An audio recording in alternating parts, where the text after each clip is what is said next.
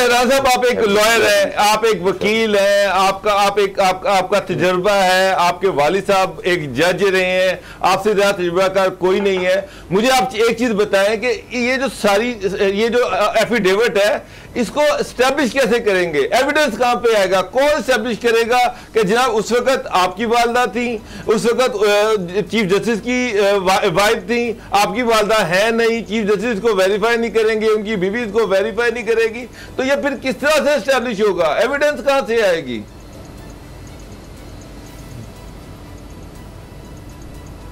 अच्छा, मैं आपको थोड़ा सा, क्योंकि आप वकालत की गुण सीखना चाह रहे हैं मुझसे, तो मैं आपको बताता हूँ। जी जी जरूर। और आप एक एग्रीमेंट करते हैं, कोई लिखत पकड़ नहीं होती, सिर्फ मैं और आप होते हैं, और मैं अपनी बीवी को या किसी को बताता हूँ और उसकी भी डेथ हो जाती है, तो इसका मतलब ये तो नहीं है मैं कोर्ट में जाके ये नहीं कह सकता मेरा इस बंदे के साथ ये मुआहदा हुआ था। अब आप थोड़ा सा सब्र तो कर लें, थोड़ा टाइम तो दें, इंशाल्लाह 26 से पहले जवाब आ जाएगा, तो उसमें एविडेंस का जिक्र भी आ जाएगा। अच्छा। और कुछ एविडेंस ऐसी भी होती है कि जो इंक्वायरी के लिए रोकी भी जा सकती है, वो इंक्वायरी की स्टेज पे हम लाएंगे। अच्छा, आपको लगता है कोई वीडियो या ऑडियो वगैरह हो सकती है? ये अगर नोटिस ना लिया जाता इस्लामाबाद हाई कोर्ट की जानिब से, तो क्या आप ये इरादा रखते थे कि ये कोई रेफरेंस फाइल करें सुप्रीम जुडिशल काउंसिल में 2009 के तहत के वो जो मौजूद जज जिनको देखें जी, रेफरेंस फाइल करना, रेफरेंस तो अब स्टेट भी फाइल कर सकती है। रेफरेंस तो फाइल होता है सिटिंग जज के अगेंस्ट, लेकिन स्टेट अगर कोई भी एक्शन लेना चाहे एक जज के खिलाफ, किसी भी रिटायर्ड जज के खिलाफ, वो ले सकती है। राणा साहब जिनको हिदायत दी गई थी वो तो अभी नहीं, as a matter of fact state तो अभी सुन तो ले, मेरी पूरी बात तो सुन ले, मेरी पूरी बात भी सुन ले। जी जी राणा साहब, पीटीआई अभी स्टेट है और पीटीआई तो साकिब निसार साहब को सपोर्ट कर रही है। वो तो उनके लिए ऐसे ऐसे मरे जा रहे हैं जैसे उनके वकील है या उनके रिश्तेदार है। वो तो समझ से बालत है कि उनका क्या स्टेक है पीटीआई का, जो उनके वज़ीरा बोल रहे हैं इतना और शॉल बकवास भी की उन्होंने। नहीं, गुलाम साहब कह रहे हैं कि जिसको इन्फ्लुएंस किया गया मुबैना तौर पर, अगर साकिब निसार ने किसी को कॉल की थी तो वो तो और मामला है, उनको तो वो तो यानी अभी मौजूद होंगे ना अगर किसी को उन्होंने कॉल की थी। ये वो कहना चाह रहे हैं कि उसके खिलाफ तो सुप्रीम जुडिशल काउंसिल में जाया जा सकता है, और गालिबन आपने ये बात कही भी है कि उस पर टेकअप होना चाहिए। तो वो तो फिर ये तो आप क्रॉस एग्जामिनेशन, आप तो मेरे से क्रॉस एग्जामिनेशन के बारे में पूछना जा रहे हैं कि हम क्रॉस एग्जामिनेशन में किसको एग्जामिन करेंगे और कौन हमारे विटनेसेस होंगे। Wait for the time, the list will be issued accordingly when the time comes. अच्छा, मरियम साहिबा का बयान आया है कि जी बयान हल्फी आ गया है, इसके मुकाबले पर बयान हल्फी ही होना चाहिए, तो आप इस पर क्या कहते हैं एज ए लॉयर? आपको लगता है कि एक बयान हल्फी आ जाना एक वो लीगल डॉक्यूमेंट है और उसको डिनाई नहीं किया जा सकता जब तक कि अब साकिब निसार साहब भी कोई बयान हल्फी ना दें?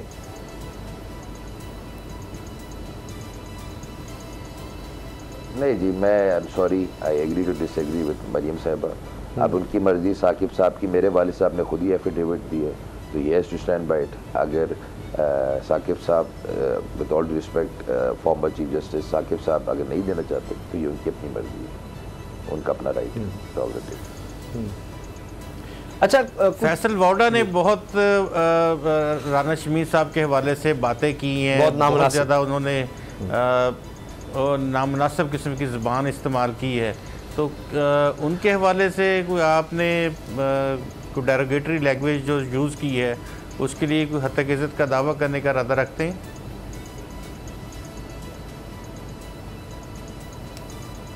मैं तो उनको एडवाइस करूंगा थ्रू दिस फोरम कि मुझे भी टाइम नहीं मिला कि मैं लीगल नोटिस ड्राफ्ट कर सकूँ, मैं कल से बिजी हूँ। अगर वो आके अगर उन्हें एहसास हो गया है कि उनसे गलती हो गई है और वो ऑन एयर ये भी कह दें सिर्फ कि जी मैंने जो अहमद हसन राना साहब के बारे में और जस्टिस राना साहब के बारे में जो कहा था वो कुछ मुझे फैक्ट्स इंफॉर्मेशन सही नहीं मिली थी, उसकी वजह से गलती होगी और माफ़ी मांग लें, तो मैं इधर ही बात को ख़त्म कर दूँगा। डेफेमेशन का केस भी यही होता है।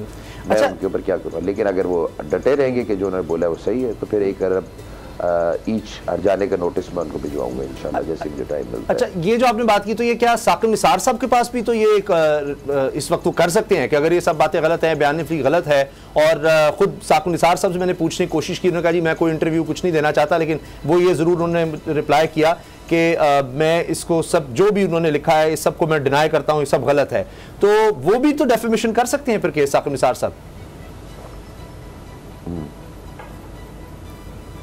नहीं, मुझे वो करें वालिद साहब पे उसका जवाब, उसका आपको पता है रिटर्न स्टेटमेंट जवाब दावा दिया जाता है, तो हमको उसका जवाब देंगे इंशाल्लाह, कोर्ट जवाब देंगे, विल डिफेंड इट। अच्छा, आपने ये जब किया है ब्रेकिंग न्यूज़ बनी कि जी वालिद साहब आपके जो हैं वो मुस्लिम लीग नून के जो उनका लीगल विंग या वकला के नायब सदर हैं, तो क्या पाकिस्तान पीपल्स पार्टी के हवाले से भी कभी कोई ताल्लुक वगैरह रहा है वालिद साहब? नायब सदर रहे हुए हैं, अब नहीं है नायब सदर जी, मैं क्लियर कर दूं, वो नायब सदर अब नहीं है। जब वो जज बन गए थे तो जज के बाद कोई नायब सदर नहीं होता, ये लोगों को पता नहीं है। पॉलिटिशियंस सिर्फ अपने मफाद के लिए जजेस को मिलाइन भी कर देते हैं।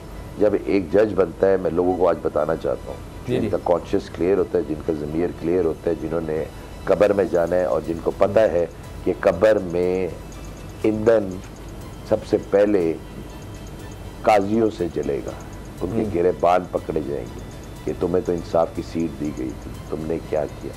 तो मेरे वालिद साहब को तो अल्लाह का शुक्र इस चीज़ का पता नहीं। मेरी वालदा बड़ी रिलीजियस, नमाजी और बड़ी नेक औरत थी, अल्लाह उनकी मग़फ़िरत फरमाए, जिन्होंने उसका आला मुक़ाम अता फरमाए। वो मेरे वालिद साहब को हर वक्त याद दिलाती रहती हैं कि आपने कब्र में भी जाना है। तो अल्हम्दुलिल्लाह उन्हें अपनी कब्र का पता है। हाँ, इंसान है, मेरे से भी गलतियाँ होती हैं, मेरे से भी गुनाह होते हैं, माफ़ी मांगते हैं, गलती हो जाए माफ़ी मांग लो जी, अल्लाह गफूर रहीम, माफ़ करने वाला है। अच्छा राना साहब, वो ना आपके वालिद साहब जो है वो सिंध हाई कोर्ट से ले ऑफ जज हैं, सिंध हाई कोर्ट में वो जज हुए और बाद में वो वहां से उनको निकाल दिया गया। वजह क्या थी, क्यों ले ऑफ हुए?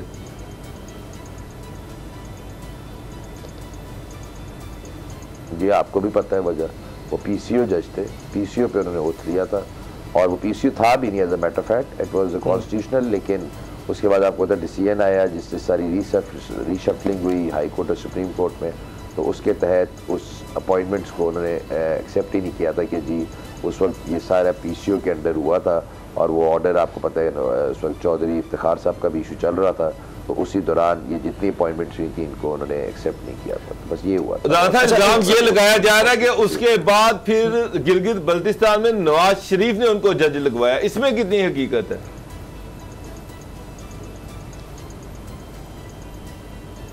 ये फिर मैं आपको कहूँगा कि आप लोगों ने फिर अपना इन्वेस्टिगेट ही नहीं किया। आप जाएँ सिंध हाई कोर्ट में, आप जो पूरी लिस्ट है कि राना मोहम्मद शरीफ साहब ने टोटल आज तक कितने केसेस किए हैं 1983 से और कितने केसेस में वो जीते हैं, कितने केसेस में वो स्टेट की तरफ से पीयर हुए हैं, कितने केसेस में वो एफबीआर की तरफ से पीयर हुए हैं, कितने केसेस में वो प्राइवेट ये as a matter of fact politicians की तरफ से पेयर हुए। ठीक है। और अच्छा सर, फिर उनका राना साहब टाइम बहुत कम है, ये बताएं कि क्या राना शमीम साहब जो है he was appointed as a prosecutor. नहीं देखिए मेरी बात क्लियर होने दे पूरी। जी तो फर्स्ट प्रोसिक्यूटर जनरल सिंध एक पंजाबी जब बनता है सिंध में, तो that means he had the substance, he had the substance. तो प्लीज इस चीज नैरेटिव को क्लियर कर दें कि वो फर्स्ट प्रोसिक्यूटर जनरल सिंध भी थे, तो वो मेरिट पे बने थे अल्हम्दुलिल्लाह। ठीक है। अच्छा, क्या Rana Shamim sahab Zulfikar Ali Bhutto university of law Karachi के वाइस चांसलर रहे हैं या हैं?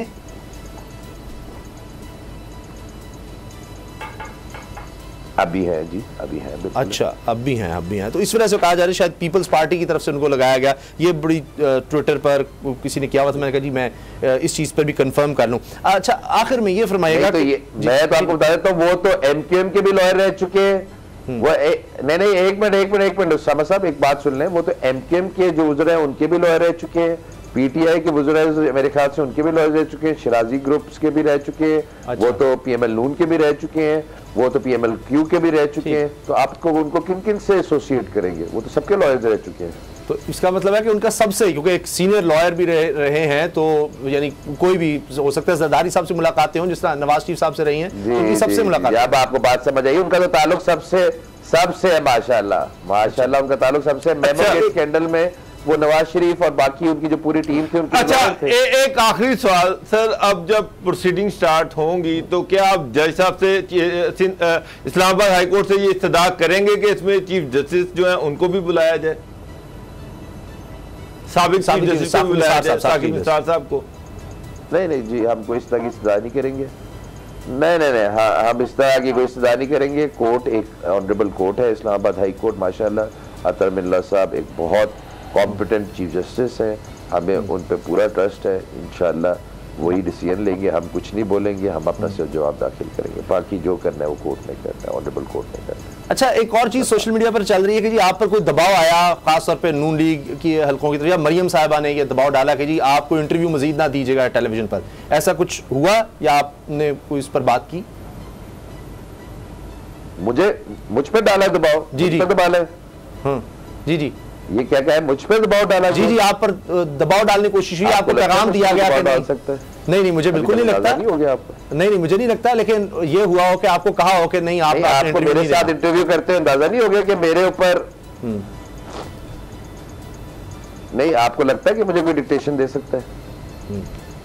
नहीं, अंदाजा हो गया कि आप जो कहना चाहते हैं आप कह देते हैं, लेकिन होता है कि सॉरी, मैं डिक्टेशन लेने वाला बंदा ही नहीं है। अच्छा, कहीं से कुछ कहा गया हो कि जी जरा मोहतात रहिएगा। नहीं, अच्छा, मैं उनका लॉयर थोड़ी, मरीम नवाज साहिबा का लॉयर थोड़ी हूं, मैं अपने वालिद साहब का लॉयर हूं। अगर वो मुझे जी, यानी जो वालिद साहब कहेंगे। मेरा सवाल आपसे ये है कि आप एडवोकेट जनरल पंजाब थे और आपने मियां नवाज शरीफ से भी आप उस वक्त मिले, आपका बैकग्राउंड भी जाहिर है कि लॉ फ्रेटर्निटी के साथ और लॉ पॉलिटिको आपकी फैमिली है, तो उनकी सज़ा उस वक्त उन्हें हो चुकी थी, तो क्या आपका मानना है मियां नवाज शरीफ और मरीम नवाज की सज़ा के हवाले से कि वो दुरुस्त उनको सज़ा हुई है, या सर हेडलाइंस का वक्त हो रहा है कि वो उनकी फैज? जी राना साहब क्विकली। नहीं, ये इसका सवाल आप जब मुझसे करेंगे ना, मुझे अगर वो लोग अपना लॉयर बना देंगे तो फिर मैं दे सकता हूँ। अभी मेरे पास ना फैक्ट्स हैं ना फाइल्स हैं, सही सजा हुई है कि नहीं हुई उसके लिए तो मुझे जजमेंट पढ़नी पड़ेगी, ठीक है, अपील पढ़नी पड़ेगी, ठीक है, उस पहले मुझे लॉयर कर ले तो फिर मैं आपको बता। मुअज़्ज़िज़ साहब अतर मिल्ला साहब ने, Islamabad high court chief justice ने कहा कि जी मेरे नॉलेज में ऐसी कोई चीज़ आती तो मैं फौरन सुप्रीम जुडिशल काउंसिल जाता, तो आप समझते हैं कि डिले हुआ है कुछ?